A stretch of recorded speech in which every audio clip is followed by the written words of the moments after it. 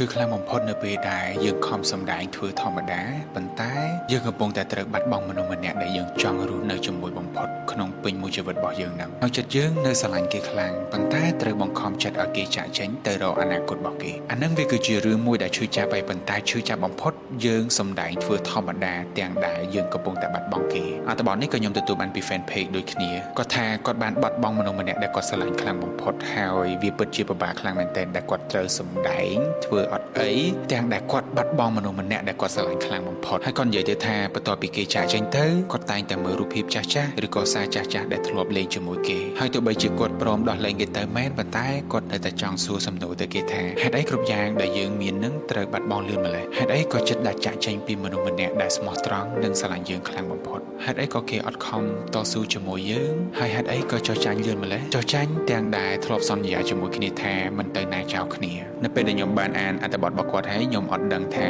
តើខ្ញុំមាន idea អីសម្រាប់រឿងមួយហ្នឹងទេខ្ញុំគិតថាវាអត់អាចត្រឡប់មកដូចដើមវិញទេព្រោះតែគេចាក់ចេញទៅហើយគាត់ក៏ព្រមដោះលែងគេដែរដែលឲ្យគេទៅរកអនាគតរបស់គេការដោះលែងមួយហ្នឹងវាពិតជាឈឺចាប់ប៉ុន្តែយើងអត់មានជំរឿអីក្រៅពីដោះលែងគេទេបើសិនជាគេចង់ទៅហើយខ្ញុំធ្វើវីដេអូច្រើនមែនតើរឿងវីដេអូដោះលែងហ្នឹងអញ្ចឹងពិតជាយល់អារម្មណ៍មួយហ្នឹងដោះលែងមនុស្សដែលខ្លួនឯងស្រឡាញ់ហើយទៅរកអ្នកថ្មីទាំងដែលយើងកំពុងតែស្រឡាញ់គេខ្លាំងហើយបើសិនជាអាចគាត់គ្រាន់តែចង់តស៊ូទៅជាមួយគ្នាឲ្យអស់ចិត្តប៉ុន្តែភាគីម្ខាងទៀតគាត់ព្រមចោះចាញ់ឬក៏គាត់អាចនឹងមានជំរឿអីដែលថ្មីក៏អាចថាបានដែរបានគាត់អត់តស៊ូជាមួយគ្នារឿងខ្លះមានតែបដ ாய் ទៅតាមពេលរឿងខ្លះក៏មានតែបដ ாய் ទៅតាមការទទួលយករបស់ខ្លួនឯងបើសិនជាយើងអត់ទទួលយកទេ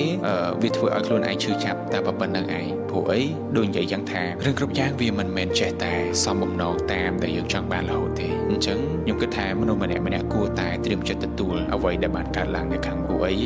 មនុស្សម្នាក់អត់ទៀងទេសូម្បីតែយើងក៏អត់ទៀងដែរអញ្ចឹងហេតុអីបានឲ្យមនុស្សម្នាក់ដែលយើងស្រឡាញ់នឹង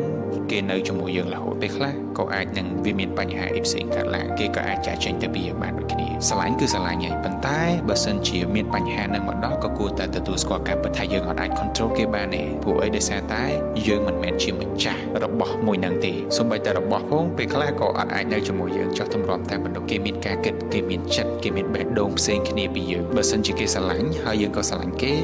នឹងនៅមួយយើងហើយយើងក៏នៅមួយគេប៉ុន្តែបើសិនជាថ្ងៃណាមួយគេអត់ស្រឡាញ់ឬក៏យើងអត់ស្រឡាញ់គេក៏យើងចាក់ចេញពីគេទៅដូចគ្នាដែរអញ្ចឹងរឿងហ្នឹងវាអត់មានអីក្រៅពីទទួលស្គាល់ការពិតទេបើសិនជាបែកបាក់ប៉ុន្តែបើសិនជានៅក៏ខំថែរក្សាឲ្យល្អតែប៉ុណ្្នឹងទៅ